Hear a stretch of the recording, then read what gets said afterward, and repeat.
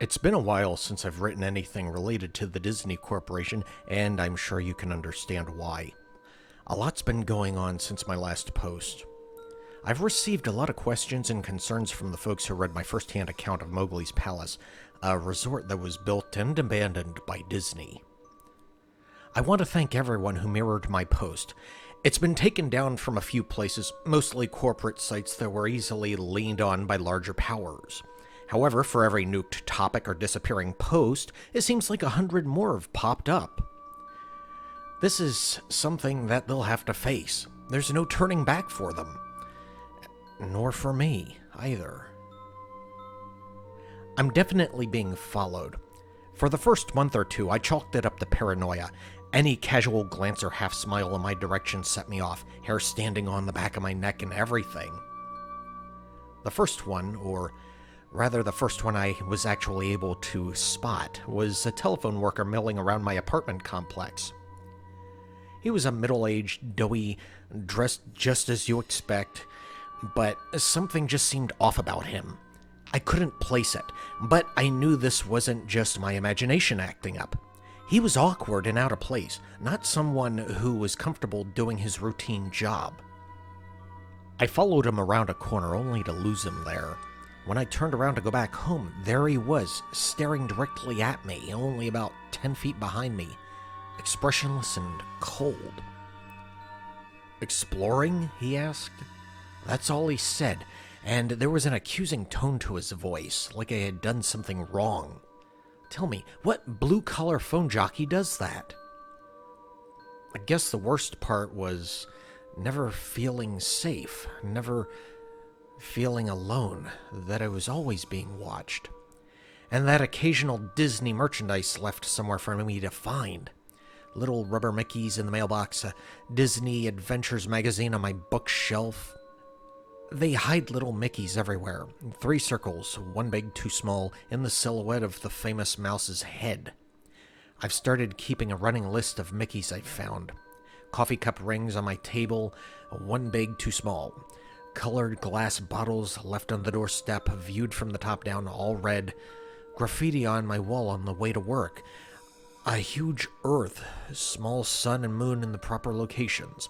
Everywhere. They're everywhere. People have emailed me about this as well. If you repost anything I have to say, you're going to start finding those sons of bitches everywhere. I guarantee it.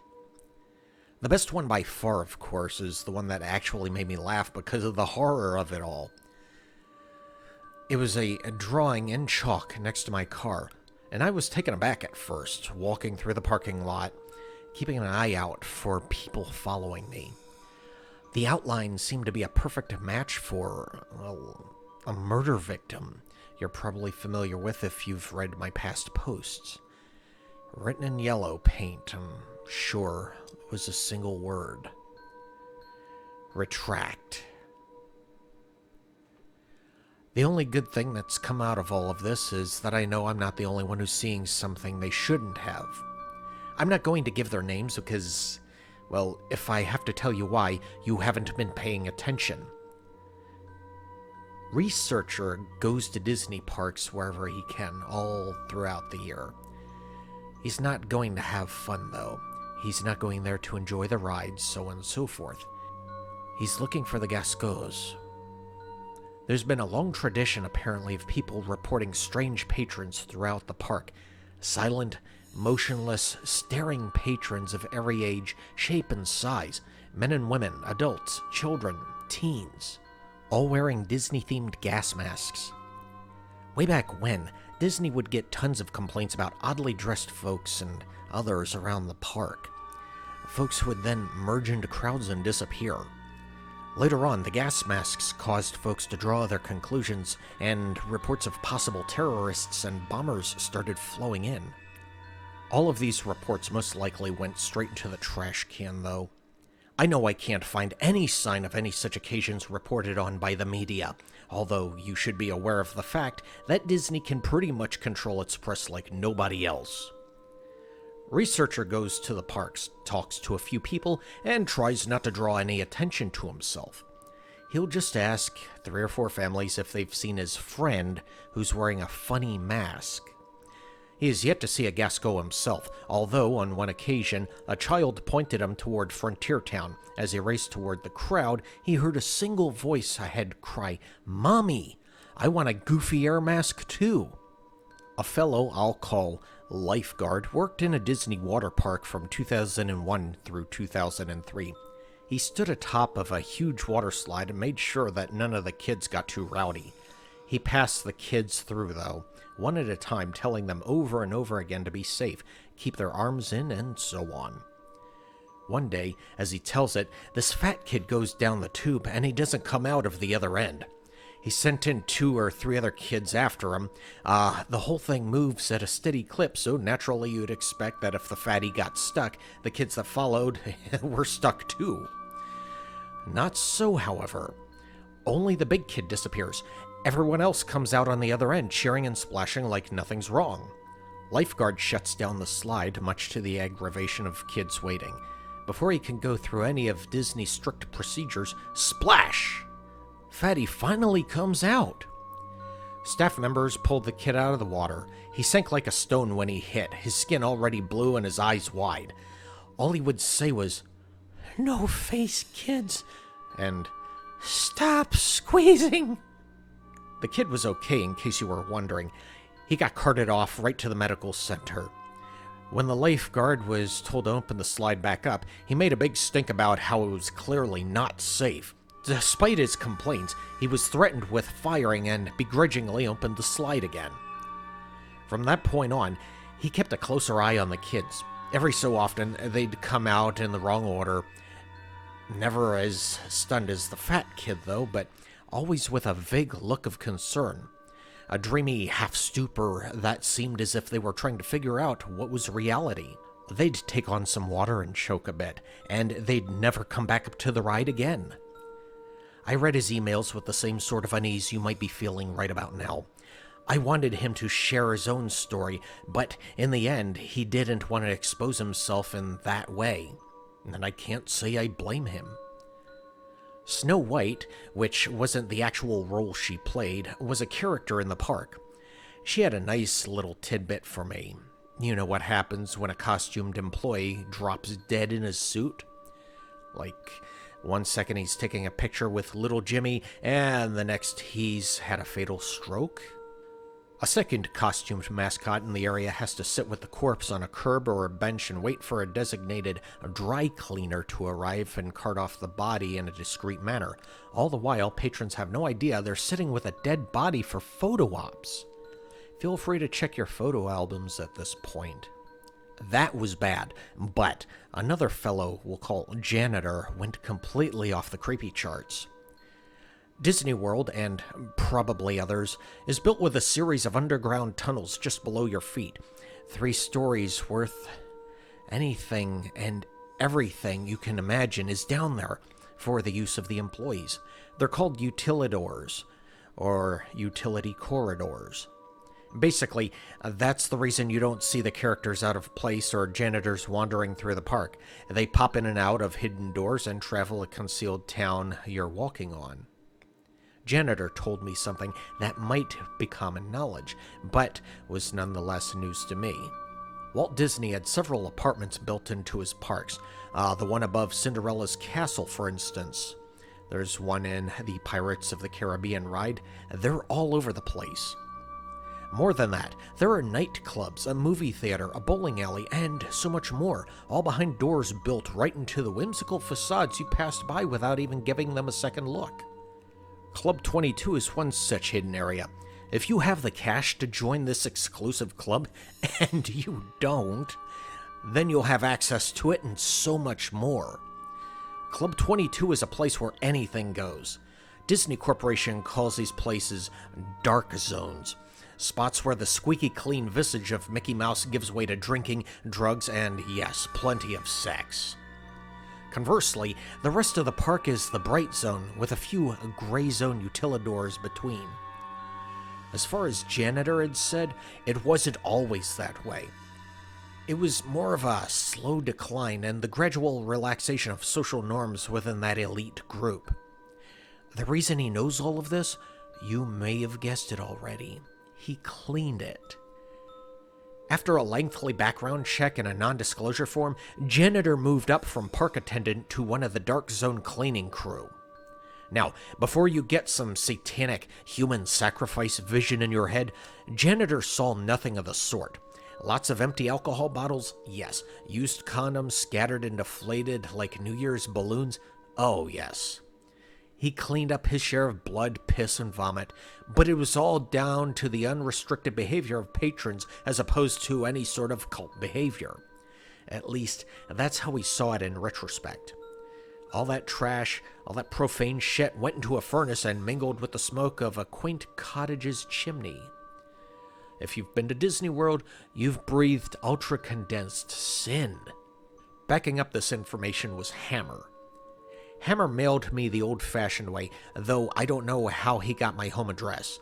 He sent me some photocopies of papers proving his employment with the instruction to burn them when I was convinced, which I did gladly. Hammer worked around the Walt Disney World Park doing demolition and construction, and at one point he approached a superior regarding some strange construction plans. There was a wide rectangular area marked off on the blueprints about the size of a supermarket. The area was left unnamed and only bore the words, "Do not dig." Not only was his superior in the dark, but he was super fucking purposefully in the dark. He didn't want to talk about it, didn't want to know about it, and ended the conversation with, "The space intentionally left blank." Hammer didn't get it. The area seemed a waste of space, and it was directly conflicting with the work his team had been given. He started poking around the area in his off time, finding only a derelict steel door and a great span of concrete just beyond. It was the supermarket's worth of blank gray floor. Soon after, Hammer started picking guest goes out of the crowds. Unlike all other reports, the people, the things, would stand in full view of the guy. They'd cluster together in the distance, or they'd just be pressed against the wall when he turned a corner. He said they moved weird, like they were weak or injured, like a deer that's been run down by a hunter and can't flee anymore. The gas masks, the Disney characters' faces with filters jammed in, he noted, they seemed wet on the inside, like condensation on a car window. Tiny beads of water glimmered behind the glass, making it impossible for any of them to actually see. Probing further, Hammer started asking questions of anyone and everyone who had been working in the park for a decade or more. He hit dead ends throughout, though, until he was directed to Ida, an elderly woman who worked in a restaurant on Main Street. She'd been there since way back when, and though nobody had the balls to ask directly, everybody knew she had plenty of terrible stories to tell. Hammer asked about the empty space, and then about the gas-masked customers, and at first he thought he would receive the same non-answers he had gotten so far. But she was quiet, eerily quiet. "Room 0, she croaked, a single shaking hand placed to her cheeks as if she were a little girl fearing a father's punishment. She didn't meet the man's gaze for the entire conversation. Room 0, as it turned out, was yet another hidden room, just like the apartments and Club 22. However, its sheer size and its spot deep beneath the park set it apart from the fun dark zones. It was a bomb shelter. Room 0 was built to withstand a massive attack, be it conducted by foreign or domestic enemies. Room 0 was to be stocked with enough rations to feed the entire park's average number of patrons at a given moment, and housed a smaller yet lavish panic room of sorts for Disney higher-ups. During World War II, official Disney gas masks were actually produced for children to wear in the event of an attack. The idea was that it would be less scary for kids if Mickey's face was emblazoned on the wartime safety device. Yes, I know the obvious problems with that. During the Cold War scare of the 60s, when Disney World was constructed, Room 0 was stocked with similar masks as well. Whether they cared about the fears of children or just callous branding, the things found their way down there. What's more, some genius decided that kids would then be frightened by the gas masks their parents wore, and so all masks, adult and child, were made to comply to this insane standard. Ida described it as treating a wound with lemon juice. None of this explained what Hammer had been seeing, though. Not only the seemingly supernatural appearances, but the emptied-out room as well. "I've been there," he explained. "There's nothing but a cement floor and 4 walls." "No." Ida shook her head and covered her mouth, stifling a sob. "You've been on top of it." Someone or something sounded the alarm one day when the park was at full capacity. The warning was clear. It was supposedly an air attack. Security ushered everyone down into the tremendous shelter, and they were ordered to put on their masks and hunker down during the assault. Everything was quiet for about 30 minutes, save for the crying children and the frightened whispers. No one wanted to die, and so they were thankful in a strange way for this measure of safety. Then the first scream rang out. "Hey!" A man shouted. "Quit pinching!" Waves of shrieks and yelps rippled throughout the crowd, from one wall to the other, back and forth. "Who's running around? Settle down!" Someone hollered. "Who's laughing? This isn't funny." Ow! Who stepped on my foot? Despite security guards urging them to calm down and keep their cool, the crowd became more and more agitated until finally, after nearly an hour of madness, the lights flickered, then died. What followed could only be described as utter chaos. In the dark, only the wails of the young and the anguished cries of adults could be heard in a massive, swelling din that bloodied the ears of all within the black echo chamber.